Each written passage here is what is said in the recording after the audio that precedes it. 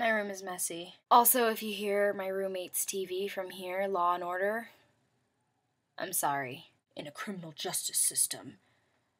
Blah, blah, blah, blah. Doom, doom. She's been watching a marathon all day. A few things before we get started. 1.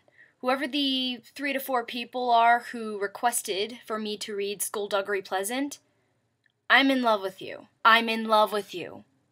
I'm in love with you. More appropriately, I'm in love with the series. Thank you so much for suggesting it to me. I'll do a review once I'm done. The problem is the books, I think, aren't available in the US except for the Kindle version, but the problem with that is that the only Kindle versions that there are books, I think, 1 through 4, and I think there's 2 books after that.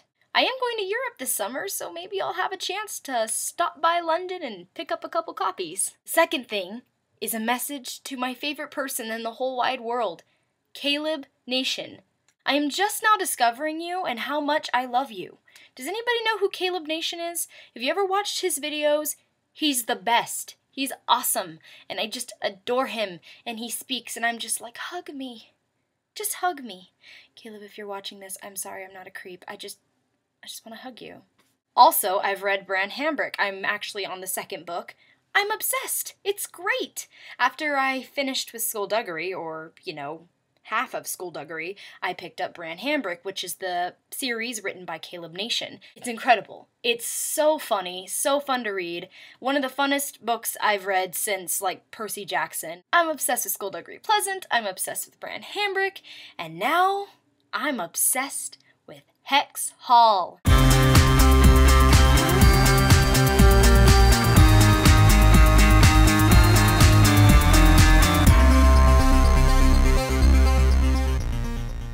You know how they tell you not to judge a book by its cover? I have a hard time doing that. Specifically, I hate YA fiction covers with people on them. I don't know why, but when there's people on them, like a teen sitting there it reminds me of Disney Channel, and I don't want to read it. The only exceptions would probably be the Gone series, because the people in front of the books actually look exactly like the characters to me. Sam is so hot. Now, an example of judging a book by its cover is the Maximum Ride series. If you look at the old covers, they're cool and big Maximum Ride, and they make you want to read. The new ones with the 26-year-old looking girl and Fang wearing sunglasses doesn't do it for me. If I hadn't discovered Maximum Ride earlier, I probably wouldn't have picked it up now, because it just looks weird. Dear James Patterson, who is making your new covers? They're kind of awful. Now, an example of a really good book cover would be the Twilight series. Love it or hate it, the book covers are artistic and cool. I actually knew about Hex Hall by Rachel Hawkins a long time ago. I saw it on a bookshelf at Borders before I had a Kindle. My friend Sam picked it up and goes, "This looks interesting." I looked at it, there's a picture of a girl. Nope. I know, that's awful. I shouldn't do it, but that's how I am. But the good thing about the Kindle is you don't really see the book covers when you purchase a book. Well, you do, but it's that big, and unless you've got impeccable eyesight, which I assure you I do not, you can't really tell what's there. I finished reading Plague, which, by the way, did anyone read Plague by Michael Grant? The 4th book in the Gone series? To have a barf bag available in order to finish it. Ugh. Finished reading Plague, and then I was like, okay, I'm gonna read Hex Hall. I was pleasantly surprised. Me and my friend read it at the same time, and she describes it as a mix between Maximum Ride, City of Bones, and Pretty Little Liars. Maximum Ride because of the humor, City of Bones because of the fantasy, and Pretty Little Liars because of the petty and pompous girls who like to gossip and make trouble. I wouldn't know, I've never read the series, I'm just taking her word for it. But I was pleasantly surprised because the book seemed so basic YA fiction. One look at the cover and you go, she's a witch, and I know what's gonna happen. It turns out you're only half right. Hex Hall is about a girl named Sophie Mercer who, after performing a spell that kind of left her school prom in chaos, gets sent to Hecate Hall, which they call Hex Hall for short, which is a school for prodigum, basically monsters. Witches, shapeshifters, werewolves, fairies, and her roommate is a vampire. A lot of crazy things happen. You find out Sophie's a dark witch, and that means not necessarily that she's bad, but she can do much more powerful things than a light witch. Students are getting killed or injured. She meets a hot guy named Archer. Archer Cross. Anyways, I'm not going to give away too much about the plot because you guys are so picky about spoilers. But here's what I liked. Sophie had the humor of Max from Maximum Ride.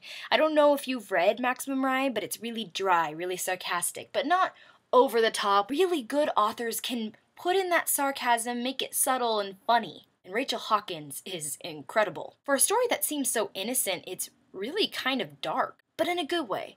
Not in a way that makes you feel like you're about to sell your soul to the devil. Have you ever read The Black Tattoo? Jenna, her roommate, is hilarious. I'm obsessed with Archer. What Rachel Hawkins is really good at is making sure that the minor characters even have a place in your mind. Sometimes I'll read a book and there'll be a few minor characters that kind of go over my head. And when they come back near the end or something like that, I barely remember that they were there at all. Every single character was rememberable in some way. It's almost like nobody gets left out. And then there's Demonglass. After the end of Hex Hall, which makes you just go, ah! No, but I liked you. Why? Demonglass makes up for everything. For one thing, it was totally fun to read. And I know that sounds pretty vague, but you have to understand most second books in YA fiction are straight up just painful to read. I didn't say bad, I just said painful. Tell me you didn't read New Moon like this. And tell me you didn't read Torment like this. I had a dream that I finished it. Man. Another really good example of that would probably be City of Ashes. You can't believe you're brother and sister. Why do you have to be brother and sister? It's not fair. Why are you brother and sister?